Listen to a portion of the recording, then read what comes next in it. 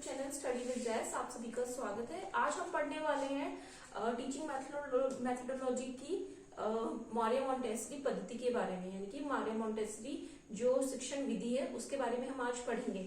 सबसे पहले हम ये जान लेते हैं कि मारिया मोंटेसरी का जीवन इतना आसान नहीं था। वो 1870 में बॉर्न हुई इटली में।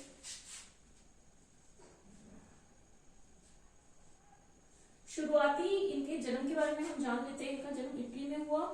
स्टार्टिंग में ये एक अभिनेत्री बनना चाहती थी। अभिनेत्री बनने के इस दौर के दौरान इन्होंने ये रियलाइज किया, इनको ये महसूस हुआ कि ये अभिनेत्री ना बन करके एक डॉक्टर बनना चाहती है।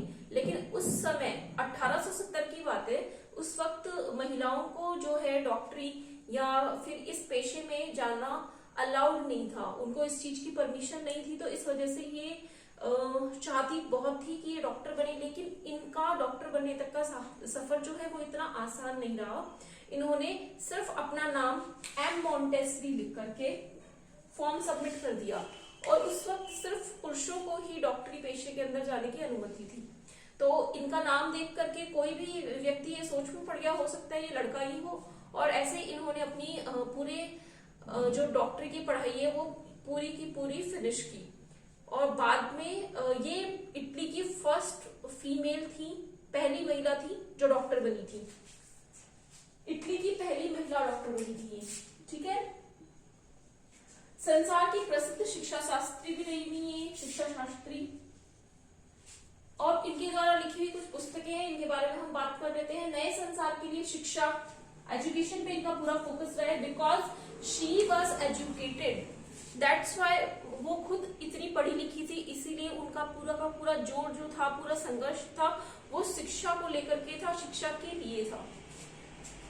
नए संसार के लिए शिक्षा, सैशों का रहस्य, शिक्षा का पुनरुद्धार, बच्चे की खोज, मानवीय शक्तियों का प्रशिक्षण, शिक्षा तथा बच्चे की शांति। ये कुछ पुस्तक है उनके द्वारा लिखी हुई, इनको आपको लर्न करना है, क्योंकि क्वेश्चन पूछा जा सकता है कि बच्चे की खोज पुस्तक किसके द्वारा लिखी गई है। तो आपको पता होना चाहिए कि बच्चे की खोज पुस्तक जो है किसने लिखी है, मारिया मोंटेसरी के द्वारा लिखी गई है, ठीक है। अब हम बात कर लेते हैं मोंटेसरी पद्धति के सिद्धांत। इन्होंने कुछ सिद्धांत दिए। स्वतंत्रता का, आंतरिक विकास का, परियों की कहानी के लिए स्थान न होना, व्यक्तिगत विकास का सिद्धांत। एक इंसान है, उसका फिजिकली डेवलपमेंट होता है, साथ साथ में उसका मेंटली भी डेवलपमेंट होता है, यानी कि शारीरिक के साथ साथ में मानसिक जो विकास है, दोनों साइमल्टेनियसली एक साथ में ही चलते हैं, ठीक है। तो हम एक बार वन बाय वन इनको रीड कर लेते हैं, इनके सिद्धांतों को।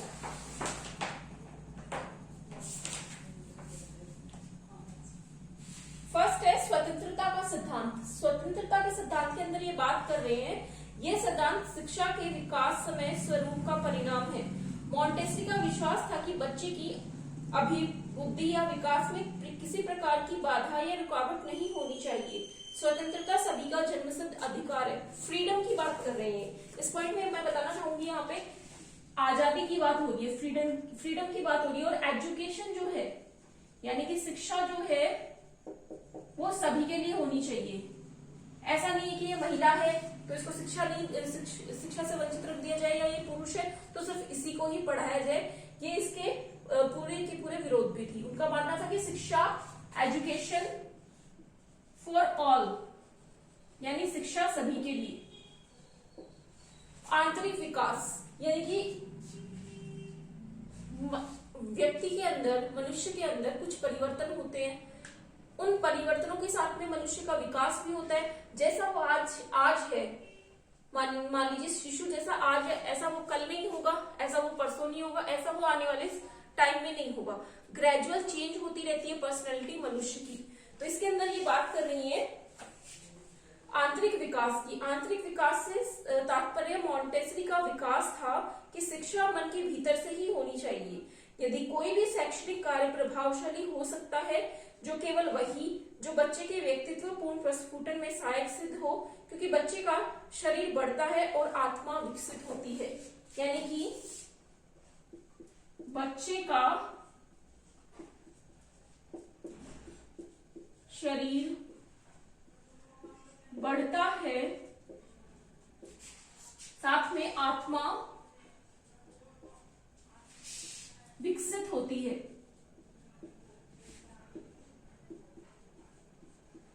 आत्मा विकसित से यहां तात्पर्य समझ से। जो एक 5 साल के बच्चे का दिमाग या ब्रेन जैसे काम कर रहा है, वो एक 18 साल के बच्चे का जो मस्तिष्क है, एडल्ट का we can say adolescent age के जो मस्तिष्क है, वो उस तरीके से काम नहीं करते। दोनों के लेवल में डिफरेंसेस है। कार्य करने की क्षमता में भी फर्क है और उस कार्य को समझने की, गतिविधियां करने की भी सिचुएशन में डिफरेंसेस है। ठीक है। परियों की कहानी के लिए स्थान न होना, उन्होंने साफ मना कर दिया कि परियों जैसा कोई कॉन्सेप्ट तो होता ही नहीं है। ये खाली एक पूरा का पूरा जो परियां बनाया जाता है ना, ऐसे इतनी ज्यादा खास अच्छी ड्राइंग नहीं है मेरी, बट समझ लो ये ऐसा कोई परी है। तो परियों का जो कॉन्सेप्ट है उसको डिराइव कर दिया, क्योंकि एक्चुअल में कोई परियां होती ही नहीं है। ये एक तरह से इल्यूजन, एक तरह से भ्रमित करने की बात यहाँ कही गई है। तो ऐसा बच्चे के माइंड में मत डालो कि भूत होते हैं, प्रेत होते हैं, पिशाच होते हैं या फिर परियां होती है। ये पूरा कॉन्सेप्ट को ही उन्होंने डिनाई किया। वह परियों की काल्पनिक कहानियों को बच्चों के पाठ्यक्रम से हटा देना चाहती है, क्योंकि वे बच्चों को सिर्फ भ्रम में डालती हैं। व्यक्तिगत विकास का सिद्धांत। नेक्स्ट है व्यक्तिगत विकास। हम इसमें पढ़ चुके हैं कि मॉन्टेसरी ने श्रेणी शिक्षा पद्धति का अंत किया है। मॉन्टेसरी का विश्वास है कि प्रत्येक बच्चा अलग है, हर एक जो बच्चा है वो डिफरेंट है, वह अपनी गति के अनुसार प्रगति करता है। प्रत्येक बच्चे को परामर्श देती है कि उसकी सहायता, देखभाल इस प्रकार होनी चाहिए कि उसकी बुद्धि और विकास के लिए सहायक हो। ठीक है, बात समझ में आ गई। उन्होंने साथ में इसी के अंदर बताया है कि नकद जो पुरस्कार देना है, यानी कि जो मॉनिटरी या फाइनेंशियली जो भी बच्चे को हेल्प कर रहे हो आप किसी भी तरह से, वो आपको लालच या प्रलोभन नहीं देना है बच्चे को। साथ में बौद्धिक शिक्षा का विकास होना चाहिए, बच्चे का मस्तिष्क जो है वो विकसित होना चाहिए। इस तरह का उसको कोई प्रलोभन दे। शिक्षण संचालिका के रूप में स्वय शिक्षा का, बच्चे को इतना टाइम भी दे कि वो अच्छा वो कुछ सीख रहा है तो वो उस चीज को ग्रैस्प कर सके, उसको धारण करने के लिए इतना समय भी दे। मॉन्टेसरी ने साफ साफ कहा है कि बच्चे के जीवन का विकास हो, इसके लिए माली के रूप में इनका विचार है कि शिक्षक का माली की भांति जो पौधे की देखरेख करता है, बच्चों का ध्यान रखता है, जिससे बच्चे की प्रकृति वृद्धि की देखभाल भी हो सकती है। प्रत्येक बच्चे का ज्ञान। शिक्षक को बच्चे के मस्तिष्क तथा चरित्र संबंधी बातों का पूर्ण ज्ञान होना चाहिए। शिक्षक को पता होना चाहिए कि इस बच्चे का मस्तिष्क कैसे कार्य कर रहा है, या ये स्लो लर्नर है, या ये एवरेज है, या बिलो एवरेज है, या अबोव एवरेज है। इन सब चीजों का एक शिक्षक, जो शिक्षक है, टीचर है, उसको ये बातें भली बातें पता होनी चाहिए। बच्चे के व्यक्तित्व में विश्वास। बच्चे की पर्सनैलिटी कैसे, उसके ओवरऑल क्या चीजें हैं, क्या नहीं है, उनके बारे में टीचर को नॉलेज होनी चाहिए। ऐसा नहीं हो कि आप एक बच्चे को पढ़ा रहे हो, उसके बारे में आपको कुछ आइडिया ही नहीं है, तो ऐसा नहीं करना है। अब हम कुछ मॉन्टेसरी पद्धति के गुण देख लेते हैं। इसी में वीडियो में मैं ये पूरा टॉपिक खत्म करने वाली हूँ। ठीक है, ये पार्ट 1 है, इसी में ये पूरा खत्म हो जाएगा टॉपिक आज। अब हम इसके पहले गुणों की बात कर लेते हैं। लिखने और पढ़ने की अनूठे सिद्धांत। लिखने और पढ़ने के दोनों के ही अनूठे सिद्धांत है। क्यों? डिफरेंट रूल्स हैं, जिसके अंदर हम लिखना भी सीख रहे हैं और साथ में पढ़ना भी सीख रहे हैं। सेकंड हम बात कर लेते हैं छोटे बच्चों के लिए सम्मान की भावना। बच्चे को शुरू से ही आपको ऐसे ट्रीट करना है कि ऐसा नहीं है कि आपको लग रहा है कि वो छोटा है, लेकिन चाहे छोटा हो, चाहे बड़ा हो, चाहे मोटा, चाहे फिजिकली उसका डिफरेंट हो, शेप, साइज, कलर कोई भी हो, आपको उसमें डिफरेंशिएट नहीं करना है, उसको रेस्पेक्ट करना है। सम्मान की भावना।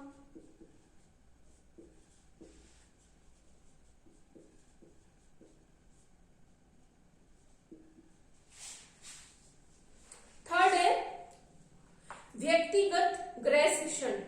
बच्चे को जो आप होमवर्क दिया जा रहा है,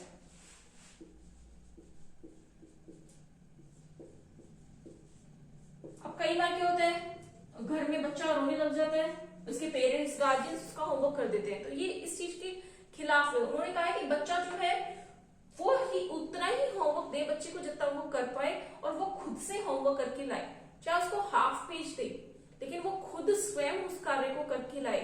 उसको जितना पढ़ाया जा रहा है उसको वो सारा रिमेम्बर होना चाहिए, समझ में आना चाहिए। ज्ञानेंद्रियों के शिक्षण, जीवन द्वारा शिक्षण प्राप्ति, साथ में सिद्धांत का वैज्ञानिक आधार। अब मारिया मोंटेसरी ने एक बात यहाँ पे की है कि इसके भी हम जो इसके बेनिफिट्स है वो हमने देख ही लिए।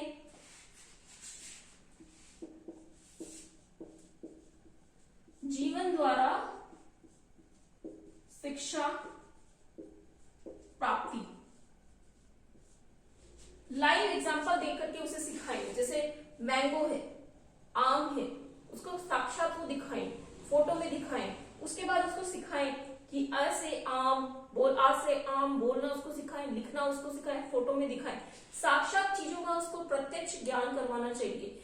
और जैसे स्कूल्स के अंदर कॉम्पिटिशन्स रख दिए जाते हैं, उनके अंदर उनको चार्ट मेकिंग कॉम्पिटिशन्स भी होते हैं, तो उनमें फ्रूट्स भी लेके आते हैं वो बच्चे, फ्रूट से वो सैलेड मेकिंग कंपटीशन करते हैं, चाट मेकिंग कॉम्पिटिशन। तो इस तरह की छोटी छोटी एक्टिविटीज स्कूल्स में होनी चाहिए, जिससे कि इनको साक्षात अवेयरनेस आए।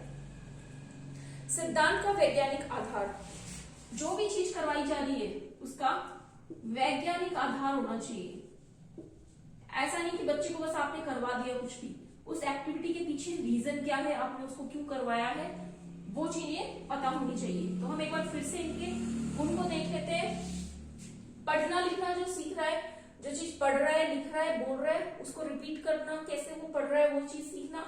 सम्मान की भावना, रिस्पेक्ट करना, एक टीचर का भी कर्तव्य है कि बच्चे को भी एक सम्मान इज्जत भाव से देखे, उसके रंग, साइज, शेप, इनके अंदर किसी प्रकार का कोई डिफरेंशिएशन ना किया जाए, किसी प्रकार का कोई भेद नहीं किया जाए। व्यक्तिगत गृह कार्य, जो बच्चों को होमवर्क दिया जा रहा है वो उसको उतना ही दे जितना वो करके ला सके। जीवन द्वारा शिक्षा प्राप्ति, लाइफ एग्जाम्पल्स देकर के बच्चे को शिक्षा दी जानी चाहिए। साथ में वैज्ञानिक आधार, जो भी चीज आप करवा रहे हैं बच्चे को उसका कोई ना कोई बेस होना चाहिए, उसका कोई ठोस सत्ता होनी चाहिए उस कार्य को करवाने के पीछे। ठीक है, नेक्स्ट इसके हम दोष पढ़ लेते हैं। दोष ज्यादा नहीं है, इसके सिर्फ दो ही दोष हैं। एक तो ये मैं रीड कर देती हूँ, शारीरिक पहलू पर मनोवैज्ञानिक पहलू की अपेक्षा अधिक बल। शारीरिक पहलू पे से ज्यादा, यानी कि शारीरिक मतलब फिजिकल जो एस्पेक्ट है उससे ज्यादा साइकोलॉजिकल पे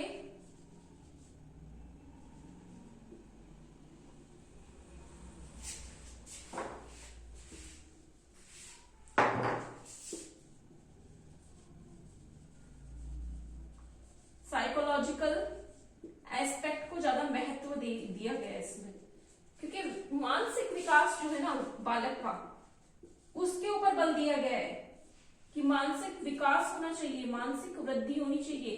फिजिकल डेवलपमेंट होता रहेगा लेकिन मानसिक विकास, इंटेलिजेंस आनी, समझ आनी उसमें ज्यादा जरूरी है। तो ये एक इसका ड्रॉबैक है या दोष हम कह सकते हैं। नेक्स्ट है यांत्रिक तथा कृत्रिम प्रबोधन साधन, यानी कि इन साधनों का बहुत महत्व दिया जाता है। आलोचकों का तर्क यह है कि साधन अध्यापक और बच्चों के लिए बंधन है, यानी कि ये जो इनके बीच में बॉन्ड है स्टूडेंट और टीचर के बीच में, ये एक बाधा है, ये एक बैरियर है। क्या है? बैरियर है या तो बाधा है। क्यों बाधा है? ये कहना चाह रहे हैं कि इन साधनों को बहुत महत्व दिया जाता है। आलोचकों का तर्क है कि साधन अध्यापक और बच्चों के लिए एक बंधन के समान है, बांधता है किसी न किसी चीज से, इनको कार्य करने से रोकता है। कल्पना शक्ति के प्रशिक्षण के प्रति अनुदान दृष्टिकोण, मॉन्टेसरी पद्धति में परियों की कहानी का कोई स्थान नहीं है। हम ऑलरेडी डिस्कस कर चुके हैं कि जो परियों की कहानियां हैं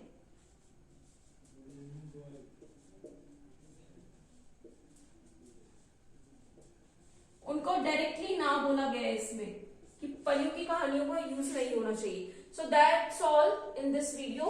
नेक्स्ट हम वीडियो में मिलेंगे और इसमें नेक्स्ट जो शिक्षण विधि है वो पढ़ेंगे। Thank you so much everyone.